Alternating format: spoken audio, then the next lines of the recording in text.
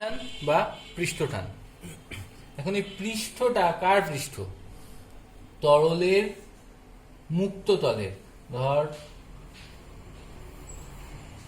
ধরো একটা তরল আছে এই পাত্রের মধ্যে, এইটা তার মুক্ত তল, যে তলটা ওপেন রয়েছে, ওপেন সারফেস। এই মুক্ত তলের নামই হলো পৃষ্ঠ। এই মুক্ত তলে বা এই তরল পৃষ্ঠে একটা টান কাজ করে। সবাই আমরা দেখেছি যে পুকুরের মধ্যে মাকড়সা হেঁটে হেঁটে বেড়ায়, আমি হাঁটলে ডুবে যাই। তাহলে এই যে ডুবে যায় বা মাকড়সা হাঁটতে পারে, এর কারণ কি? আমি ডুবে যাই কারণ আমার ওজন। তো মাকড়সার কি ওজন নেই? মাকড়সার ওজন আছে। মাকড়সার ওজনের চেয়ে জলের পৃষ্ঠ টানটা বেশি হয়, তাই জন্য মাকড়সা ডোবে না। মাকড়সা বা বিভিন্ন পোকাগুলো ডুবতে পারে না। তাহলে এই পৃষ্ঠ টানটা আসলে কি? মনে করো একটা পাত্রে যে তরল আছে, সেই তরলের উপরে আমি একটা সুতোকে ফেললাম। তাহলে সুতোটা এরকম লম্বা হয়ে রয়েছে। এইবারে এই সুতোটার সঙ্গে লম্ব দিকে তরল একটা টান দেয়, দুদিক থেকেই সুতোটার সঙ্গে লম্বভাবে। এই যে টানটা, এইগুলো এক একটা ফোর্স। তাহলে এই যে টোটাল ফোর্সটা এর উপরে কাজ করছে, সেই ফোর্সটা যদি এফ হয়, তাহলে আর সুতোটার দৈর্ঘ্য যদি এল হয়, তাহলে এল দৈর্ঘ্যে ফোর্স হচ্ছে এফ। তাহলে একক দৈর্ঘ্যে ফোর্স কত হবে? F by L. এই যে ফোর্সটা, একক দৈর্ঘ্যে যে বল, তরলের পৃষ্ঠতলে একক দৈর্ঘ্যে যে বল, তারই নাম পৃষ্ঠটান। আগের বার পড়েছিলাম কি? চাপ ছিল একক ক্ষেত্রফলে বল, আর পৃষ্ঠটান হলো একক দৈর্ঘ্যে তরলের মুক্ত পৃষ্ঠে একক দৈর্ঘ্যে বল, এর নামই হলো পৃষ্ঠটান। এখন পৃষ্ঠটানকে ব্যাখ্যা করবার জন্য একটা মলিকিউলার থিওরি আছে, এটা আমাদের একটু জানা দরকার। মলিকিউলার থিওরিটা কি? ধরো একটা জলের মধ্যে যে কোনো একটা বিন্দু নিলাম, এই বিন্দুটার চারিদিকে আরো অনেক জলের বিন্দু আছে, এরা সবাই একজন আর একজনকে নিশ্চয়ই টানছে। তাহলে আমি যদি ধরি এই বিন্দুটাকে, এই বিন্দুটা এইদিকে টানছে, এই বিন্দুটা এদিকে টানছে, এই বিন্দুটা এদিকে টানছে, সবাই টানছে, এবং সবাই নিশ্চয়ই সমান পরিমাণ বল দিয়ে টানছে। তাহলে এই বিন্দুটার উপরে নেট ফোর্স কত? নেট বল কত? চারিদিক থেকে যেহেতু সমানভাবে টানছে, তাহলে এর উপরে নেট বল 0। তাহলে এ আলাদা করে কোনো বল অনুভব করছে না। এবারে আমি তরলের মুক্ত পৃষ্ঠের কাছাকাছি একটা বিন্দুতে যদি আসি, তাহলে এখানে এই দিকে যারা টানছে, এদের দুজনের বল নিউট্রালাইজ হয়ে যাচ্ছে। কিন্তু এই দিকে যে টানছে, তার বলটা উপরের দিকে সংখ্যায় জলের অণু কম, তাই জন্য উপরের দিকের টানটার থেকে নিচের দিকের টানটা বেশি। সিমিলারলি এই কোণারগুলোও তাই, উপরের দিকে যারা ওকে টানছে তাদের থেকে নিচের দিকে যারা টানছে তাদের পরিমাণ বেশি। তাহলে যদি আমি একদম তরলের মুক্ত পৃষ্ঠে থাকি, তাহলে তরলের মুক্ত পৃষ্ঠে এইদিকে টান আছে, নিচের দিকে টান আছে, কিন্তু উপরের দিকে আর কেউ ওকে টানছে না। তাহলে এই বিন্দুটার ক্ষেত্রে সবসময় তরলের নিচের দিকে একটা নেট বল সবসময় কাজ করবে। তাহলে তরলের মুক্ত পৃষ্ঠ সবসময় চাইবে কি? নিচের দিকে নেমে আসতে। এইটাই হলো আসল তরলের পৃষ্ঠটানের আসল ব্যাখ্যা। এটার নাম মলিকুলার থিওরি। এই জিনিসটার জন্যই যাবতীয় ঘটনা ঘটে। তাহলে ভাবো, যখন তরলের মুক্ত পৃষ্ঠটা নিচের দিকে নেমে আসতে চাইছে, তার মানে কি হচ্ছে? এই গোটা জিনিসটা নিচের দিকে নেমে আসতে চাইবে। এই জন্যই তরলের আয়তন সবসময় সবচেয়ে ছোট আয়তন হতে চায়, মানে মুক্ত পৃষ্ঠের ক্ষেত্রফল সবচেয়ে কম যাতে হয়, সবসময় তরল সেটা চায়। এই জন্যই একটা জলের কণা সবসময় গোল হয়, চৌকো হয় না। সম আয়তন গোলকের বহিঃতলের ক্ষেত্রফল সম আয়তন ঘনকের বহিঃতলের ক্ষেত্রফল হচ্ছে অনেক কম, এইটার বহিঃতলের ক্ষেত্রফল কম। তরল পৃষ্ঠ সবসময় চাইবে সবচেয়ে ছোট আউটার সারফেস ক্রিয়েট করতে। এবার আর একটা জিনিস আমাদের বোঝা দরকার, যেটাকে বলে angle of contact. Angle of contact কি?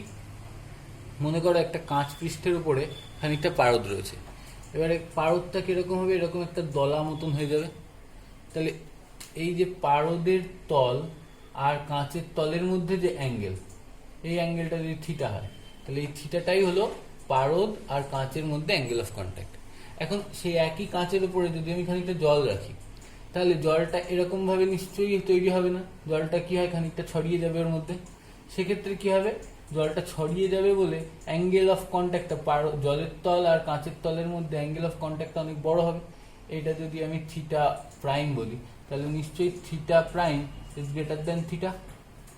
এবার এই দুটো জিনিসকে কাজে লাগিয়ে আমাদের কৈশিক নলের ঘটনাগুলি ঘটে। কৈশিক নলের ক্ষেত্রে কি হয়, জলের আকারটা এরকম হয় কৈশিক নলের মধ্যে, আর পারদের আকারটা উল্টো রকম হয়। কৈশিক নলের রেডিয়াস খুব ছোট হয়, মানে খুব সরু নল। ল্যাবে তোমরা সবাই নিশ্চয়ই দেখেছো, কেমিস্ট্রি ল্যাব ট্যাবে সরু সরু নল যেগুলো থাকে, এই নলগুলোর মধ্যে জল এরকম দেখতে হয়, এগুলোকে মিনিস্কাস বলে, এগুলোকে এরকম দেখতে হয়, আর পারদেরগুলো উল্টো হয়। এবারে আমাদের গাছের যে মূলরোম থাকে, সেই মূলরোম থেকে যে কৈশিক নালী থাকে, সেই কৈশিক নালী দিয়ে এইরকম নালী থাকে, এরকম সরু সরু নালী থাকে, তার মধ্যে দিয়ে জল এইভাবে উপরের দিকে ওঠে। কারণ কি হয়, এই গাছের যে নালীগুলো, সেই নালীগুলোর সঙ্গে জলের যে দুটো আলাদা আলাদা রকমের কণা, এদের মধ্যে কোহেসিভ ফোর্স তৈরি হয়, সেই কোহেসিভ ফোর্সের জন্য জলটা উপরের দিকে উঠতে থাকে। ভিসকোসিটি বা সান্দ্রতা, ধরো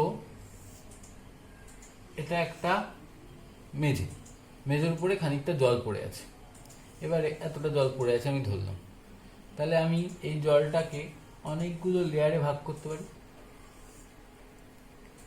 এই লেয়ারগুলো কি হয়, যদি মেঝেটা এইদিকে কাত হয় তাহলে টোটাল জলটা এদিকে এগিয়ে যাবে, তার মানে কি জলের একটা বেগ থাকবে। এইবারে বেগ থাকার ক্ষেত্রে হয় কি, এই লেয়ারটা এই প্রত্যেকটা লেয়ারের আলাদা আলাদা বেগ হয়। এই জিনিসটা খুব ভালো বোঝা যায় যখন আমরা পাইপের মধ্যে কাজ করি। পাইপের মধ্যে দিয়ে জল যায়, ধরো একটা পাইপ, এই পাইপের মধ্যে জলটা এইভাবে এগোয়, এই পাইপের মধ্যে জলটা এদিকে এগোচ্ছে। হয় কি, একদম পাইপের মাঝখানে, পাইপের অক্ষ বরাবর যদি আমি একটা লেয়ার কল্পনা করি, তার বেগ সবচেয়ে বেশি হয়, আর পাইপের গায়ে যে তরলগুলো থাকে তাদের বেগ সবচেয়ে কম হয়। তাহলে এইভাবে যদি লেয়ার কল্পনা করি, তাহলে সবচেয়ে বেশি বেগ হচ্ছে এই লেয়ার দুটোর, তারপরে এদের, তারপরে এদের, এইভাবে একটা এরকম মুখ তৈরি হয় যার তরলটা এগোচ্ছে। এবারে ভাবো, এইটা আর এইটার বেগের পার্থক্য আছে, তাহলে বেগের পার্থক্য থাকলে এ বেশি জোরে ছুটছে, এ একটু কম জোরে ছুটছে। মনে করো তুমি আর তোমার ভাই দুজনে হাত ধরে দৌড়াচ্ছ, তোমার ভাই তোমার থেকে ছোট, ও কম বেগে দৌড়ায়, তোমার ভাই ছোট বলে ও কম বেগে দৌড়ায়, আর তুমি বড় বলে তুমি একটু বেশি জোরে দৌড়াও। তাহলে তোমার বেগকে তোমার ভাই কি করবে, কমাতে চাইবে, আর তুমি চাইবে কি তোমার ভাইয়ের বেগকে বাড়াতে। তাহলে এই যে তোমাদের দুজনের মধ্যে আপেক্ষিক বেগ, এবং তোমরা দুজন একজন আরেকজনের হাত ধরে রয়েছে বলে একজন আরেকজনের বেগকে কমাবার চেষ্টা করছো, এই জিনিসটাই ঘটে সান্দ্রতা বা ভিসকোসিটির ক্ষেত্রে। তরলের এক একটা লেয়ার অন্য লেয়ারের ভেলোসিটিকে কমাবার চেষ্টা করে, এই ঘটনাটার নাম ভিসকোসিটি। স্ট্রিমলাইন ফ্লো বা ধারারেখা প্রবাহ।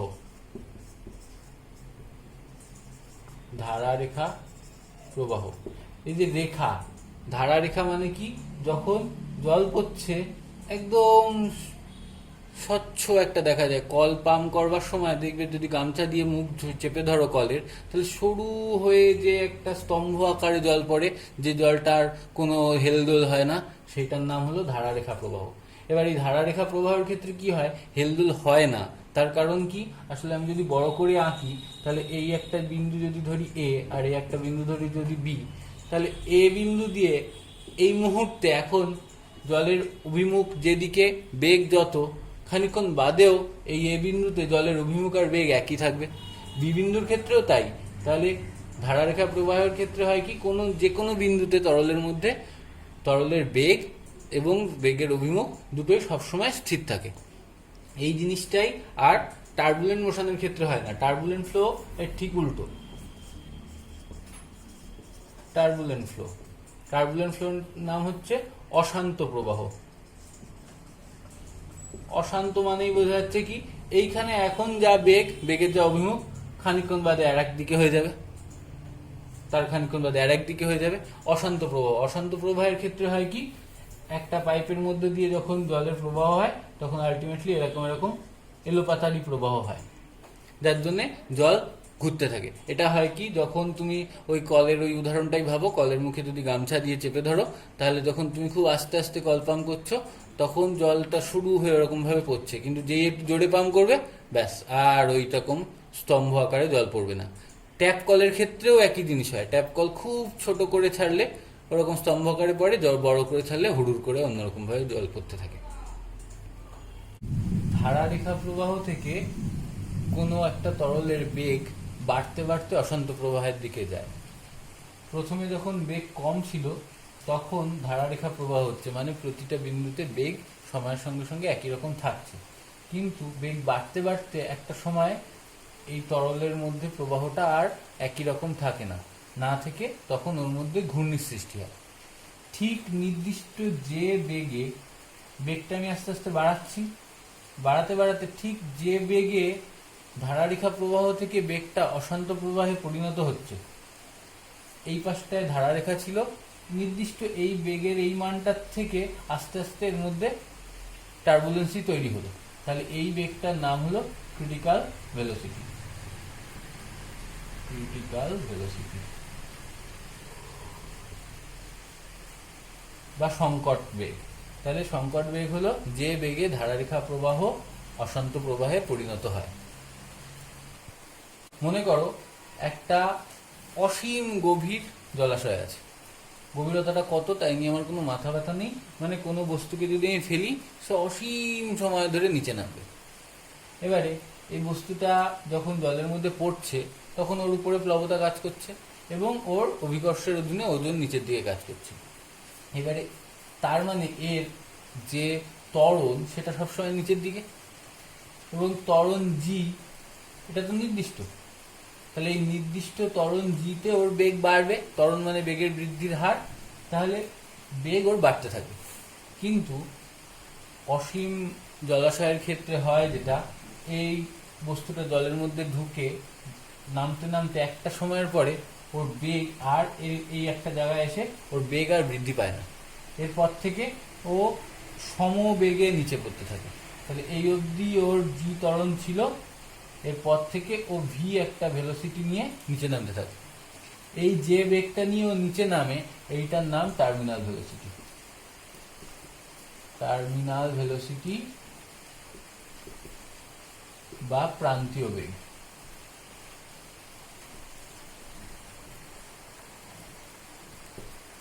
বোঝা গেছে? তাহলে যে বেগে আর ওর বেগ বৃদ্ধি হয় না, অবাধে পতনশীল কোনো বস্তুর, তরলের মধ্যে কোনো বস্তুর ক্ষেত্রে এই জিনিসটা ঘটে। মনে করো একটা বস্তু কোনো একটা তরলের মধ্যে পড়ছে, তাহলে এই দিকে তার ওজন কাজ করবে। এখন এই বস্তুটা যখন তরলের মধ্যে দিয়ে নিচের দিকে নামছে, তখন তরলের ঠিক এই বস্তুর গায়ে লেগে থাকা যে লেয়ারটা, সেই লেয়ারটা নিশ্চয়ই উপরের দিকে উঠছে, সেখানে ঘর্ষণও হচ্ছে, এবং সেই লেয়ারটাকে তার পাশের লেয়ারের মধ্যে, সেই দুটো লেয়ারের মধ্যে একটা রিলেটিভ ভেলোসিটি তৈরি হচ্ছে। তাহলে এখানে নিশ্চয়ই সান্দ্রতার গল্পটা আসবে।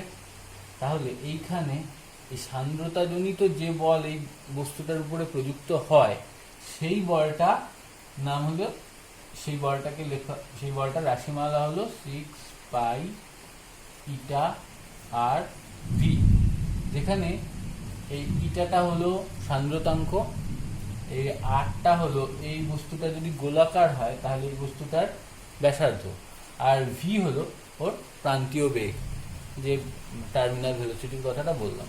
তাহলে টার্মিনাল ভেলোসিটির ক্ষেত্রে যে সান্দ্রতা বলটা বস্তুর উপরে প্রযুক্ত হয়, সেই বলটার মান 6π ইটা আর ভি। এটা কিন্তু মুখস্থ করতে হবে, এটাই স্টোকসের থিওরি। বোঝা গেছে?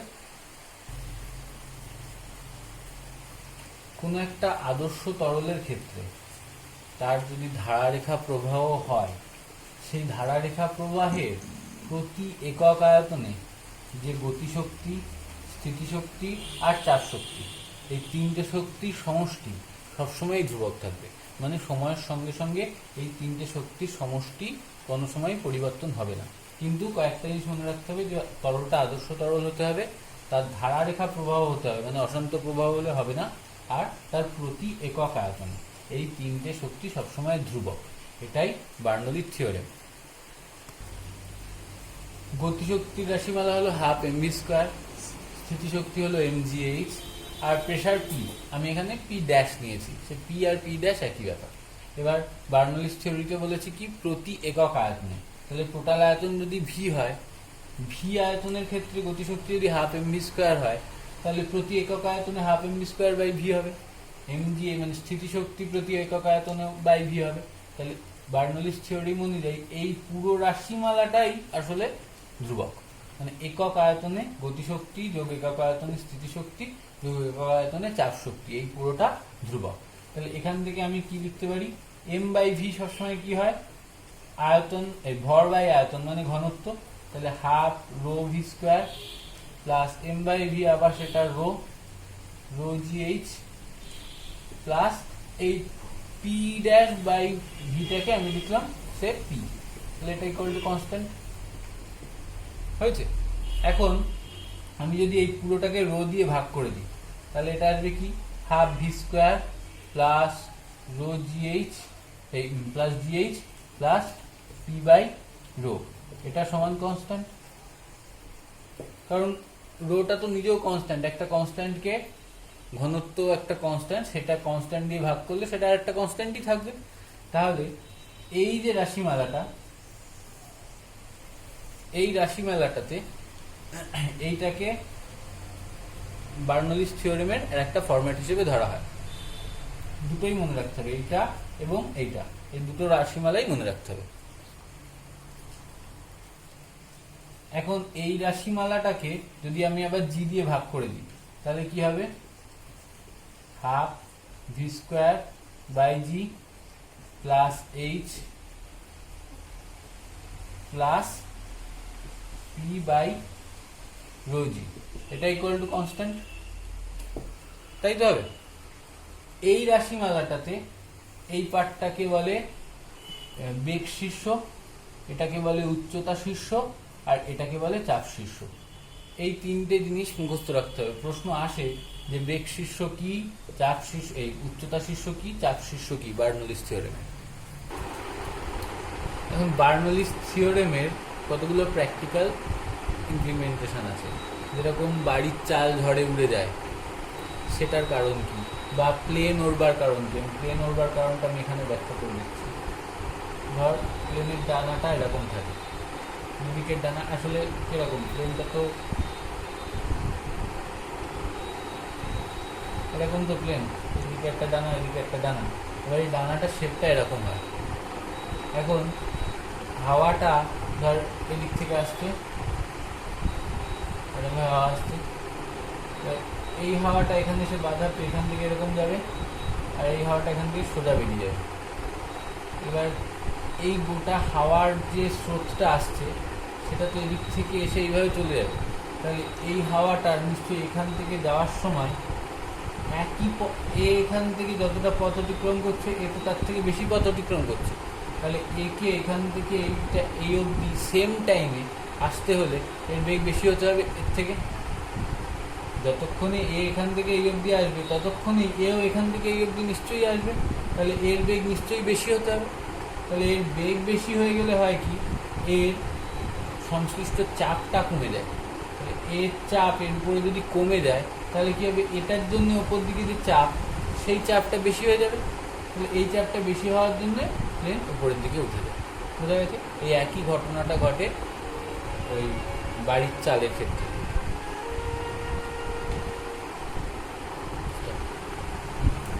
ইলাস্টিসিটি বা স্থিতিস্থাপকতা। স্থিতিস্থাপকতা হলো পদার্থের সেই ধর্ম যার জন্যে পদার্থ নিজের আকার আয়তনকে মেনটেন করতে চায়, মানে বাইরের থেকে বল প্রয়োগ করে বস্তুর আকার আয়তনের পরিবর্তন করার চেষ্টা করলে বস্তু আকার আয়তন পরিবর্তন হতে দেয় না।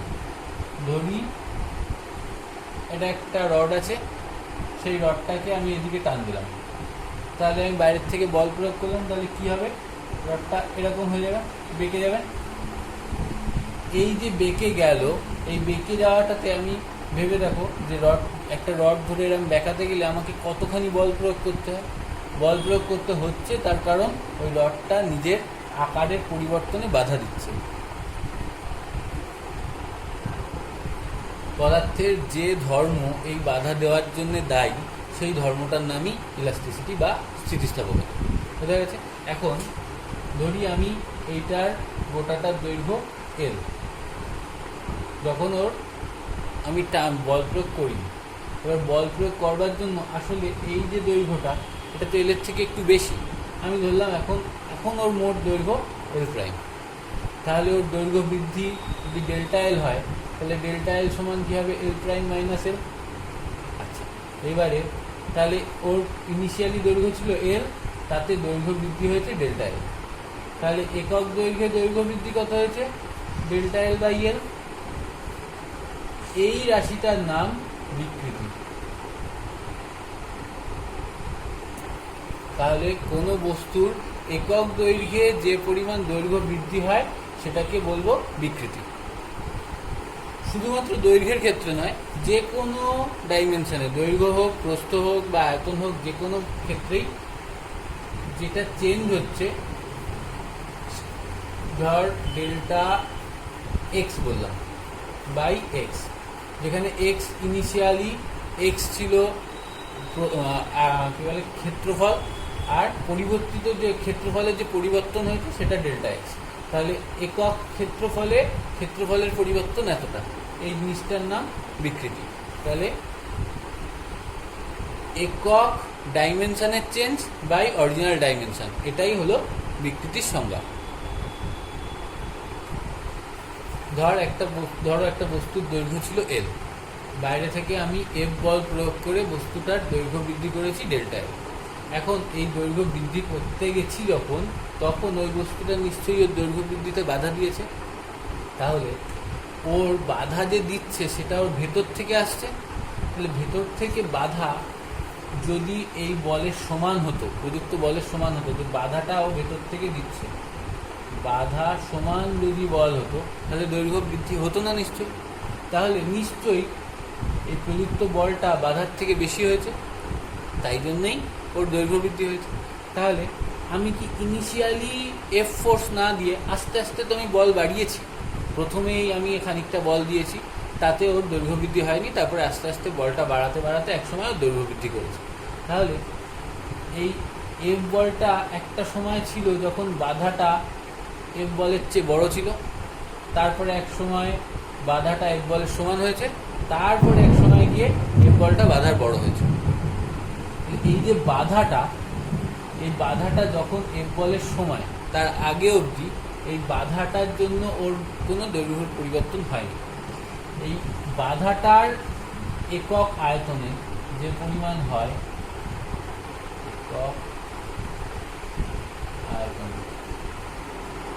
একক আয়তনে বলছি, একক ক্ষেত্রফল, বাধা ক্ষেত্রফল, মানে ক্ষেত্রফল বলতে এটা যদি 3 ডাইমেনশনাল একটা ফিগার হয়,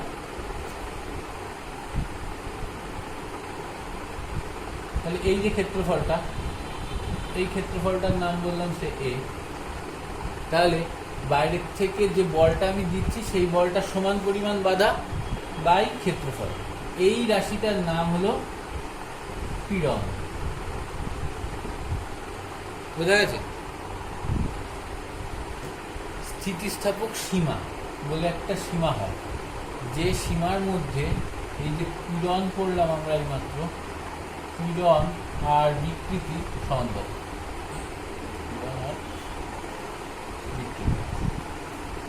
এরা সমান্তরাল। যে সীমার মধ্যে এই ইকুয়েশনটা ভ্যালিড সেই সীমাটার নাম স্থিতিস্থাপক সীমা। এইটাই হুকের সূত্রতে বলা হয়েছে যে স্থিতিস্থাপক সীমার মধ্যে পীড়ন এবং বিকৃতি সমানুপাতিক হবে। তাহলে স্থিতিস্থাপক সীমার মধ্যে পীড়ন সমানুপাতিক বিকৃতি। তাহলে এখান থেকে কি পাচ্ছি? পীড়ন যদি সমানুপাতিক চিহ্ন দিয়ে সমান আনি, তাহলে একটা কনস্ট্যান্ট আনতে হবে, সেই কনস্ট্যান্টটাকে কে লিখলাম সমান, এটা ইন্টু বিকৃতি। তাহলে এখান থেকে কে সমান লিখতে পারি পীড়ন বাই বিকৃতি। ঠিক, এইবার এইটার নাম, এই কেটাকেই বলে স্থিতিস্থাপক গুণাঙ্ক।